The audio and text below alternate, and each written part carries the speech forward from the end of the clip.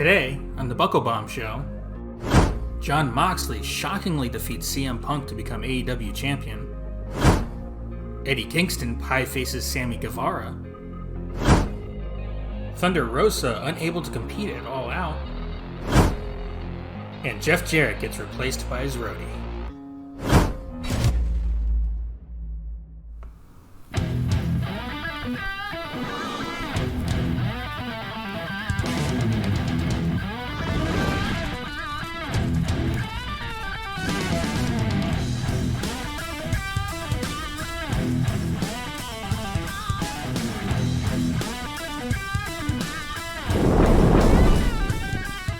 Hello and welcome to another episode of the Buckle Bomb Show here at Bomb Media Productions. My name is Bobby and I'm so happy to be here to talk professional wrestling with you once again. I am joined, as always, by my broadcast partner, the Grizzly Villain himself, Anthony Roan. Tony, how you doing, buddy?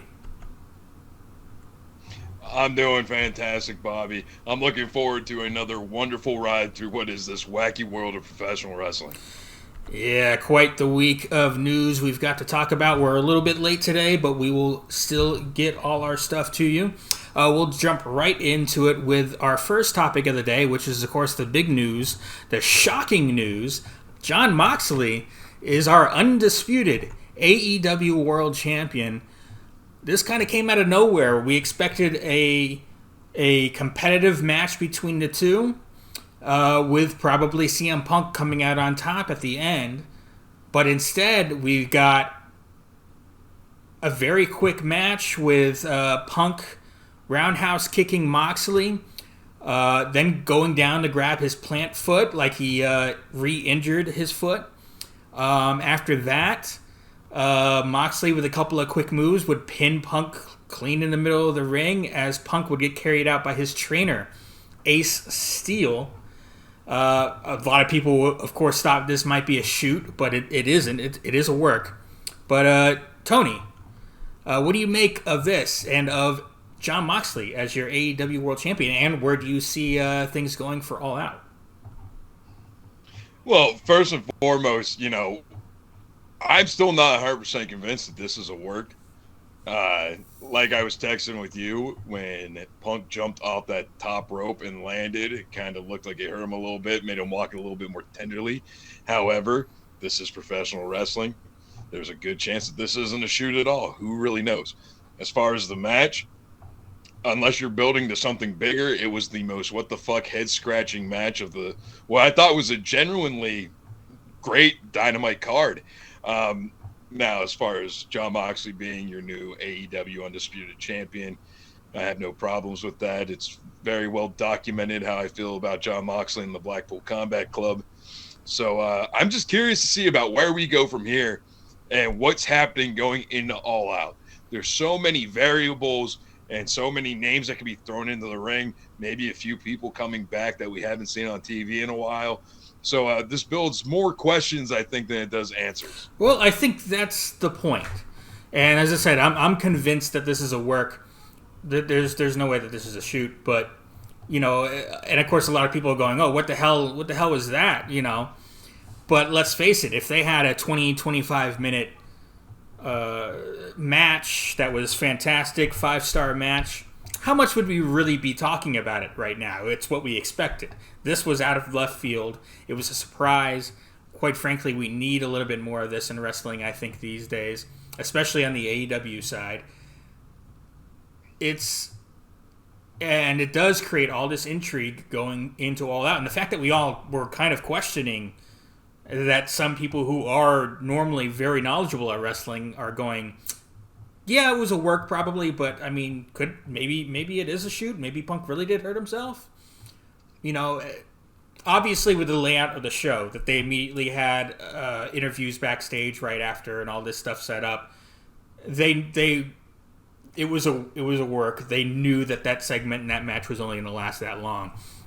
If you know how TV works and all that, and how all the setup works, but still, the fact that it creates this doubt is exactly what you want. That's what's going to sell tickets. Now, where does this go for All Out is the big question. Do we get what the rumor is? We're getting a rematch, Punk and Moxley, which I think it's great because we all know how Punk will be cheered in Chicago. And this is going to make him, quite frankly, a huge babyface, where the Blackpool Combat Club are kind of babyface tweeners sometimes. And we all know Bryan Danielson's been, he's been a heel and a babyface, and he's kind of flip-flopped back and forth a few times already in AEW. Punk's not getting booed in Chicago. I don't care how many Moxley fans end up in that building, they're going to get drowned out for sure. And this is going to give him that sympathy card and that underdog card going into his hometown that will he or won't he overcome if that's the direction they are, in fact, going with a Punk-Moxley rematch. Yeah, with no questions asked, CM Punk getting booed in Chicago is like Michael Jordan when he came back with the Wizards. You would expect, all the boos in the world because that man literally left your home city team and he came back to nothing but cheers. CM Punk, Second City Saint for a reason, man. So for any inkling of an idea that CM Punk's going to get booed in Chicago, and again, this isn't like Colt Cabana, no offense to him. I know he plays into a different part of the CM Punk story. But if you did Punk versus Cabana in Chicago, the screams for Punk are going to be 1,000 times loud. Sure. Just that's name recognition alone on that for the most. Well, you put Punk in anybody in Chicago, and they're going to go nuts. It's Bret Hart in Canada. It's maybe even bigger than that. There is no real wrestling hometown crowd like Punk in Chicago, I think. And well, here's the interesting time travel booker position, okay? Who gets a bigger pop in Chicago? CM Punk today, 80s Hulk Hogan.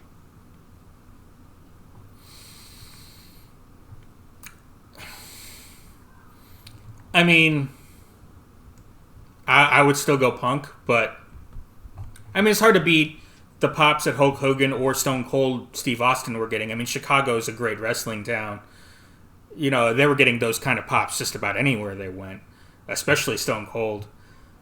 But, I would still give the edge to Punk a little bit, especially obviously in the big situations like Money in the Bank 2011, and his big comeback and Rampage last year. And now we'll have this all-out card, which is going to be fantastic. A lot of good stuff on this card that we'll be talking about next week. So, all right. Anything else you wanted to add to this discussion? No, just, I think this is going to make Dynamite more intriguing this week. Yes. This is, of course, the go-home Dynamite. And when you think go-home shows for wrestling, doesn't matter what company it is, you're not expecting a lot of in-ring action. You're looking for the last nail in the coffin for that storyline heading in to the big payoff at the pay-per-view. So it's going to be really interesting to see what happens this week, where Punk's head is. Could this potentially get turned into a triple threat or fatal four-way match? Well, anything's possible at this point. I don't know shit anymore. The rule book has been thrown out the window when it comes to professional wrestling in 2022. Yeah, okay? And that's insanely exciting. Another note here, you and I had messaged this to you as well when we were talking about this. WWE had kind of started to turn the tide as far as the news and the water cooler talk. Everyone was excited with Vince gone, how Triple H is running things, and that was really all the talk. The water cooler talk was all about that, and AEW had kind of been pushed to the side. WWE was sort of dominating that. And then now this controversy, and with Paige, and then this match, and what we're about to talk about with Eddie Kingston and Sammy Guevara, I think has really sort of flipped it back to AEW is dominating the water cooler talk, which is what AEW wants. Yeah, yes, but not for the right reasons. Back in the day, Eric Bischoff said best, controversy creates cash, right? But when you look at certain types of drama, for example, you have the diehard WWE fans that will never want anything to do with AEW screaming from the mountaintops, "We told you so," when it comes to CM Punk. Unfortunately, that's just the way it is right now. And then you have another, no pun intended, black eye on AEW with the Eddie Kingston, Sammy Guevara thing. A lot of other shit plays into that, which we'll talk about. We can go ahead and talk about it right now, yeah. But if I own a company, having negative people are talking about me isn't exactly something I want. So they're going to have to pull out something major at All Out to get the tide of opinion to change in their favor. All right, yeah, we were bringing it up there at the end of that segment. Eddie Kingston, if you were wondering where he had been for a couple of weeks, he wasn't appearing on TV. Well, apparently news came out that he had been suspended for those 2 weeks after a backstage altercation, after a promo by Sammy Guevara that fat-shamed Eddie Kingston. Eddie Kingston apparently pie-faced Sammy Guevara backstage, and that led to him getting the suspension. Obviously, as we were just talking about, the backstage drama happening in AEW right now, the rumor mill started with the whole Hangman Page, CM Punk stuff, and now we're going even further here. It's definitely a bad look, despite what I said about the water cooler talk being dominated by AEW, in part because of this. There's a lot going on backstage in AEW right now, and not all of it seems to be good. Do you think this will be an issue going forward? I would like to think that it won't be. Eddie Kingston, for as rugged as he is, he's an adult and he's about business. Sammy Guevara, he's about his business. He's an adult, but I don't think he's as mature as Eddie Kingston. Agreed. He's young. And when you look at Twitter and the social media, how really this all came out and how people found out about this was because Sammy Guevara ran his mouth on Twitter over the incident, which led to Eddie Kingston having to make a reply. If you look at what Eddie Kingston had said, it looks like it's water off a duck's ass already with him. Absolutely. Here's the two tweets, the two most recent tweets he's made about it. A couple of days ago, he said the last thing I will say about my suspension, I was wrong, in the wrong for touching another man's face. Let it go. And then later on, he would tweet, I guess after getting more stuff about it, he would say, "Fuck it, okay then. After this, I'm chilling, but leave Sammy alone," because fans were attacking Sammy. In the court of law, he is the victim. Let it go and leave the kid alone for real. Done with this. And I think you're right there. Like, he is sort of being the bigger man. He's a professional. What happened. He got his bid in with his pie face, and now it's water under the bridge. Now we move on. Now we be professional. Yeah, and with all that being said, I mean, I also understand, though, the point in which Eddie Kingston was in. I've been a big guy my entire life. I cannot go to a bar without there being 3 stages throughout the night with smaller people who will come up to me. Stage 1, wow, you're a big dude. I'm going to stick close to you all night. Stage 2, I'm going to get a little bit too friendly with you. And stage 3, by the end of the night, they're calling you fat ass and every name in the book, and then they try and fight you. Right. That's just how it is. Now, in terms of working with somebody backstage who's harping on your weight, unfortunately, this seems to be ever staying when it comes to Eddie Kingston. It was a part of his feud with Chris Jericho. I don't think it happened like that, so I'm not going to say it just in case I am wrong. But it happened with Chris Jericho, and now Sammy Guevara feels like maybe he got the free pass to use it because he's in a stable with Chris Jericho. I don't know. Either way is, when somebody harps on your weight so much, whether it's a shoot or a work, I mean, it starts fucking with your head. I mean, yes, you wake up every morning, you see in the mirror that you're a little bit overweight. But, I mean, Jesus Christ, Eddie Kingston's in the ring doing things at his size.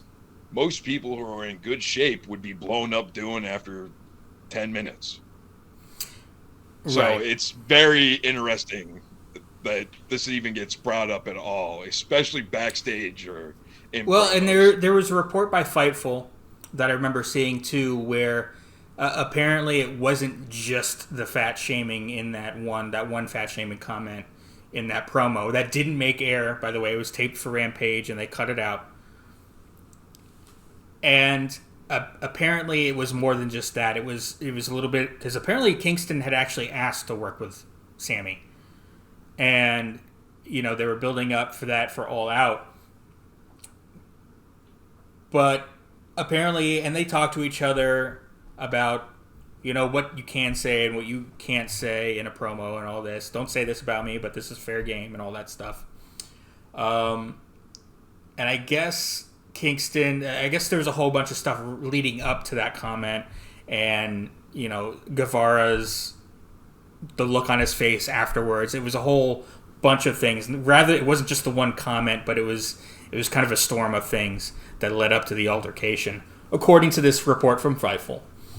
But yeah, certainly that was probably the exclamation point for sure. And, it's no secret if you want to talk about heel power couples.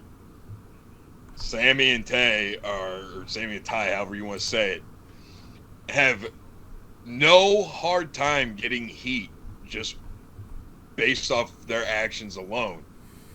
So it's really interesting to see just how much more the fan base is turning against them. Now, shoot on how this is all playing out. All right. The question is for you guys watching. What do you think of what is going on in the AEW locker room right now? Do you think it could be good for business, or could be turned to be good for business? Do you think it's a black mark on AEW? Everything with Hangman Page and CM Punk and now Eddie Kingston and Sammy Guevara. Let us know what you know. Let us know what you think down below. All right.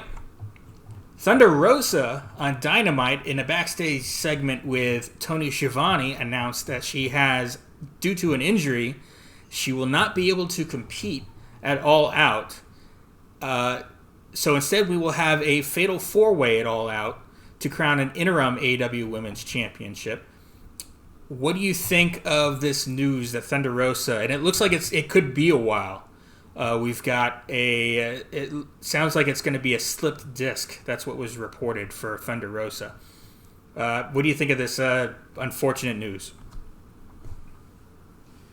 It is sad that Thunder Rosa is going to be out of All Out. I mean, love her or hate her, she is a top-tier female competitor in the AEW locker room.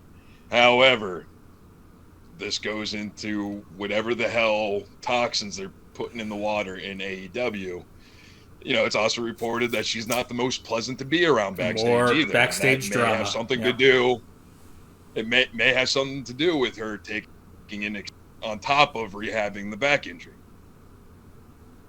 With that being said, this is awesome for many reasons as well. You're going to get the showcase for women that are extremely talented on your roster. If I'm not mistaken, it's Toni Storm, Britt Baker,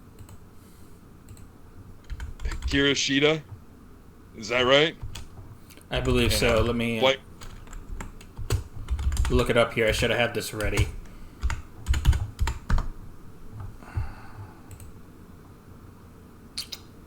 Well, I gotta prove that I'm not a robot. So go ahead and continue talking for a second. All right. And yes, before people start raging, but we've already seen Hikaru Shida and we've already seen Britt Baker in this position. Toni Storm, for the most part, has been kind of a quiet non-factor on the AEW roster. Yeah, Tony. But going back, Toni Storm, Britt Baker, Jamie Hayter, and Hikaru Shida. Yep. Now, see, that adds an interesting dynamic to Jamie Hayter being involved in this match because, they're all factioned up together and everything. So I wonder if we'll see any outside interference from maybe Athena. Interesting. We'll see. There's a lot of interesting wrinkles to this. It was reported that Toni Storm was going to win the World Championship at All Out before this news, when it was just going to be her versus Thunder Rosa. Do you think we end up with the same result here? I mean, you kind of put yourself in a position where you have to. As far as Jamie Hayter, I know she was beloved on the Indies. I don't know much about her outside of what she's done in AEW. Hikaru Shida, we've seen her. We know what she can do. Britt Baker, fantastic champion. I mean, she can draw heat anywhere. She can draw love anywhere. Toni Storm, however, she is just coming into AEW. I would be okay with it. I mean, she's going to be running the ball for your company on the women's division. She has the look. She has the talent. I just feel like there's so many women who are in AEW who kind of deserve to be jumping over her. There is a lot of stuff and a lot of talk out there, especially in the AEW women's division, where we've had a lot of women come in, Ruby Soho, Toni Storm, and a few others that they get their big, return or their big debut, and then they never really get a whole lot to happen to them after that. They kind of fall by the wayside. Hopefully that doesn't happen here with Toni Storm. I'd like to see her continue on. Now, it's tough to compare sometimes the AEW women's division to the WWE women's division when the WWE has 6 hours of primetime TV versus just the 3 hours for AEW. They got half as much TV they need to produce. So sometimes when a Ruby Soho pops up on AEW Dark or Dark Elevation, that's just the way it's going to happen because there's only so much time to go around. But certainly, you have higher hopes for some of these people. There's no mistaking there's a dearth of talent, women's talent, in both companies right now. And there's so many you want to see get there that not all of them are going to. But hopefully we'll see what happens here. Obviously, Britt Baker will probably be the favorite going into the match. But Toni Storm, Jamie Hayter, Hikaru Shida, you could see really any one of these winning it, which is a great position to be in for a pay-per-view match. Absolutely. Maybe we get some of that weird magic of an accidental pin from Jamie Hayter that makes her the AEW champion. Or Britt Baker. Again, any plethora of things can happen with this, and it's going to be interesting to see. For sure. All right. The next bit of news we have here, something that broke just after we recorded our show last week, was that Jeff Jarrett had quietly exited his position as the WWE Vice President of Live Events. Just a couple of days ago, it was announced that his roadie, of all people, will be replacing him.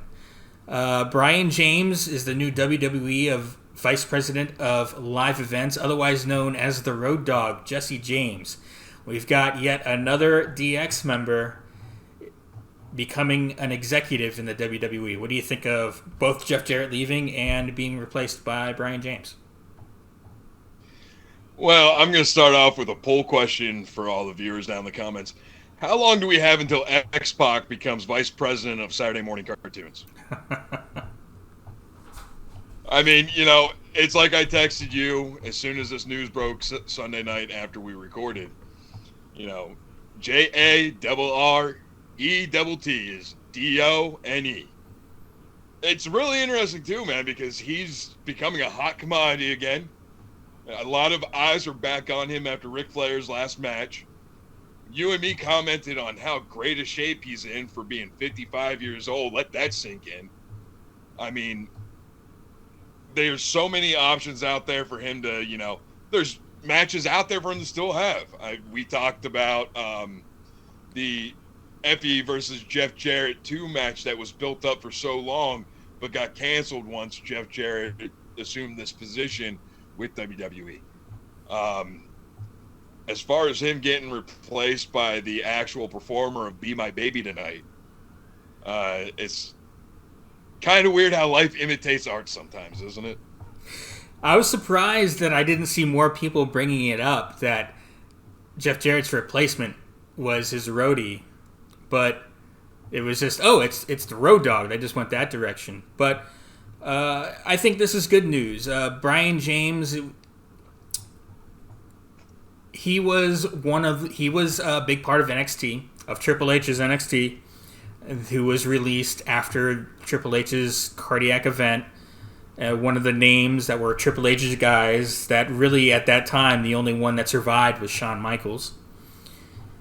And now he's got a bigger role in the company now that he's back, and I think that's a good thing. If he was such a big part of NXT when NXT was doing really good stuff, I'm happy to see him as an executive in the company. Now, this isn't exactly as VP of live events. He's pretty much in charge of house shows. So he'll be doing the booking, I think, and some of the creative for that. But I think that's a really good role for him. Yeah, growing up in the 90s like you and I did, if you remember, some of the most entertaining parts of the Attitude Era was Road Dogg Jesse James and the badass Billy Gunn coming out. And anytime you saw Road Dogg with a microphone in his hand, you knew you were about to get some chuckles out of that. Now, put him in a position, and he claims everything he said on the microphone coming out was free reign on his end. Vince let him go crazy on it. Of course, thinking about the sponsors and the television rating at the time. But if you've ever been to a house show, it's a little bit looser, a little bit more laid back. The wrestlers get to show a different side of their personalities. So it's going to be interesting to see what gets made up for them on these live events, and could it be something that makes house shows interesting again? Well, I would argue house shows have always been interesting for the very reason that you said. Even still to this day, it gets talked about a lot that house shows are just so much fun, or the quote live events are just so much fun to go to because there's not a set time limit. The wrestler can come out, they can have some fun, they can experiment, they can be a little more crazy, a little more over the top, and just have fun with the fans. And I've never really been to a house show, and I really want to go to one. So I think the next, other than the NXT show we got, I think the next big WWE show we should go to should be maybe a live event next time they do one in the Tampa area, rather than, a Raw or a SmackDown or something like that. We might be able to afford getting a little closer to the ring, too, even though we had pretty good seats last time. Absolutely. All right. So Brian James taking over from Jeff Jarrett, the position of Vice President of Live Events. All right, moving on. We've got the card that drops every Tuesday and Thursday, Part 1 and Part 2. This week we'll be talking about the top 10 WWE moments that have aged poorly. We've got a list of some pretty controversial things that we'll be talking about. Again, Part 1 drops on Tuesday. Part 2 drops on Thursday. So be on the lookout for that. Also, I want to take this moment to let everyone know that the Buckle Bomb show, if for whatever reason you are not able to watch on YouTube as much as you'd like, or you don't have the time to watch us on YouTube, we now have a podcast version, an audio-only version of this show on all your favorite podcast apps, iTunes, iHeart, Spotify. Google is not quite up yet. They still have to verify, but it should be up. Be on the lookout for it on Google if that's your choice. Stitcher, we're on there. So if for whatever reason you can't watch us on YouTube, go download us on your favorite podcast app. We'll be there for you to give us a listen for your drive home from work. And if you're listening to us and you find us by podcast, come to youtube.com/bombmediaproductions for the video version of the show you're listening to right now. All right. Any quick jabs to the face? I know you had a couple of things you wanted to talk about in this segment. Yeah, things are getting really interesting when it comes to AEW television and TV deals. They've announced that they've filed a trademark for a show called All Elite Women. Right now, it's unknown whether or not that's going to be in-ring content or reality-based like a Total Divas. If I had to guess, I would imagine it's going to end up being a reality-based like Total Divas. That's just me, Tony, saying that. It's nothing that's been official or put out to the ether yet. There's also talks that Warner Brothers Discovery wants another in-ring show. Whether or not it's going to be on television or streaming is yet to be determined. But the evidence for this is that AEW is now booking buildings starting in October for an extra night a week. Yeah, that's some interesting news there. And I want to spin off of that real quick and clarify some things that have been put out there that I don't think are true. There was a lot of rumors going around that Warner Brothers Discovery wants Dynamite to be cut down to 1 hour. There are also rumors out there, put out there by Meltzer, of all people. I'm not really surprised, but some people really like Meltzer and follow and listen to what he says. But a lot of people, he put out there that there's an edict from Warner Brothers Discovery to tone down the language on Dynamite. But that wasn't quite true. I think what Meltzer was talking about and what was reported by Fightful was they had a talent meeting before Dynamite where they talked about a lot of different things, including the potential WWE contacting some of them that are under contract and all this stuff. And they talked about all of that. They also brought this up, and it wasn't about WB coming down on AEW. I'm kind of tripping over my words here. It wasn't about WB coming down on AEW about language. It was Tony Khan and management of AEW just saying to the wrestlers, hey, it's getting a little out of hand here. Let's tone it down just a little bit. We don't want TNT and TBS coming down on us themselves. But it was more of a self-policing action. It wasn't so much WB coming down on them. And I don't think it necessarily means you're going to hear the wrestlers say shit less necessarily, but it was happening quite a bit, and it was starting to happen quite a lot. So maybe tone it down just a tad so we don't have someone coming down on us. But all the word is that we're hearing and that everyone seems to be hearing legitimately is that WBD is actually really happy with AEW and with their co-promotions with, say, House of the Dragon and things like that. Was there another? Yeah, it's really interesting at where we're at. Was it 20 years in the future now from AOL Time Warner absolutely hating wrestling and wanting nothing to do with it on their networks? Right. But again, there's so much turnover within the executives of a media company, and that company's been bought up so many times here again just now with Discovery that even 5 years after WCW was sold, there was no one in Turner that was the same that made that decision. So, but here we are. Yeah, it is an interesting wrinkle to see, and the irony of time. Anything else you wanted to discuss? All right, grab a shot of tequila and the salt shaker because this is a rumor mill, so take it with as much salt as you would like. Belt Fan Dan on Twitter is somebody who is known for breaking news about the changes in belt designs and is fairly accurate, is reporting that he is hearing rumors that Triple H is looking to redesign all belts on the main roster. Which, to me, if this is true, great. I mean, even though I have the WWE Championship on my desk back here, face it, over the last 15 years, championships in the WWE were looking a little too cartoonish. I think Cody Rhodes was onto something when he was talking about bringing back the Winged Eagle. What was the name of that Twitter account? Belt Fan Dan. Yeah, for sure. I don't mind the current WWE and Universal and women's titles. Certainly, they're very much branded, and they look better. They're certainly a step above what we had before with the John Cena spinner title. That was absolutely god awful, atrocious. Don't forget about the giant butterfly. Jesus Christ. The Divas World title, yeah. Ugh. But at least that was still kind of an old school title looking belt. These ones are a little more. I can't find the tweet from. I don't know how old it is, but oh, here it is. I'll bring it up here.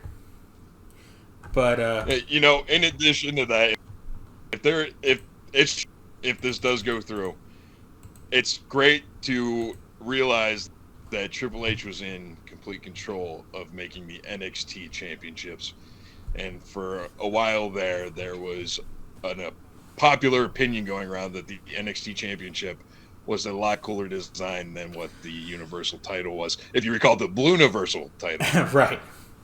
Well,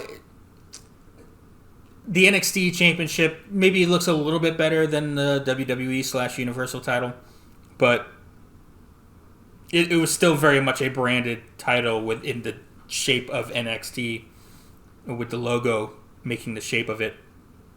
And what they've done with the NXT title since, making it the sort of multicolored, rainbowish design for the to fit, quite frankly, the NXT 2.0 design, I'm not a big fan of. Certainly, it gives it an interesting look, but I'm not a big fan of. But I am more... Yeah. My favorite belt's the big gold belt. I know there are people out there that love the 10 pounds of gold and the winged eagle and even the Attitude Era WWF belt. And you can go back, the AWA title, the NWA TV title, which we see Tyrus wearing right now, is a throwback. I'm a big fan of the older school style of championship belts. But we live in an era of branding and of, marketing is key, and you want to push that. So having that big WWE logo in the center of the belt, quite frankly, especially when you give that belt to, the Super Bowl winners and to, the World Series winners and to the NBA champions and all that stuff, and they're carrying around a belt that says WWE that has your logo on it. Why would you want to change that, quite frankly? So as ugly as, some of us may think it is, it's not the easiest decision to change it when you're the biggest company in the world and that you want that logo out there. Yes, this is true, but there are also ways to make that design cooler, I feel like. Now, keep in mind, being completely biased on the subject, all the jewelry, all the jewels that are on the WWE Championship and Universal Championship, I'm not a fan of. I like it basic. I like it simplistic. I am a 10-pound of gold fan, but it's a toss-up split tie with, unpopular opinion, the original undisputed WWE Championship belt. That's not a bad one, yeah. You can definitely make changes to the title. Hell, even keep the front plate design the same. Just engrave the WWE on the championship rather than having all these distracting jewels that just take away from it. I'm sure, you break that title, it's got to be expensive to replace it, and it's not as believable, let's say it's used as a way to get cheap heat in the middle of a match. You mean the way, say, they destroyed the TNT championship. But, which again is another branded title. And that's just the way it's going to look. Even the AEW championship, the world championship, I really like, as a fan of the big gold belt, I really like that. But it is, even that's still branded with very big AEW right in the center of the thing. You're not going to be able to get away from that. So I don't think as much as there was talk, especially when Cody Rhodes was doing his post comeback media tour, and he was talking about when he was getting asked about what title he would bring back, and he was like, the Winged Eagle, of course. And that is kind of the classic WWF championship that everyone knows and loves, that and the Attitude Era one. But you're not going to ever really be able to go back to that quite exactly the same. They could do a homage to that, but you're still going to have a huge WWE logo right in the middle of that thing, which that's just the sign of the times. All right. Anything else you wanted to talk about? I believe that's about it. This was, oddly enough, after everything going on in professional wrestling, the slowest news week of all time. I mean, you had the tampering stuff last week, and then after the rash of Vince McMahon news, and, then you have everything that's going on with Ric Flair's last match, and yada, yada, yada. It's nice that maybe the wrestling news junket just kind of took a little bit of a snooze. Maybe Sean Rossap's on vacation. Maybe some of the wrestlers smoked a joint and sang Kumbaya this week. Who knows? But all I know is it made researching for this week's show a hell of a lot easier. For sure. Actually, it made it a little harder because I'm looking for subjects and things to talk about. But all right, yeah, a nice quick show here we've got for you. Let us know what you think about all this down in the comment section down below. We want to hear from you. That'll do it for this episode of the Buckle Bomb Show. We will see you guys next time. Make sure to check out the card on Tuesday for part 1 and Thursday for part 2. We'll see you guys later.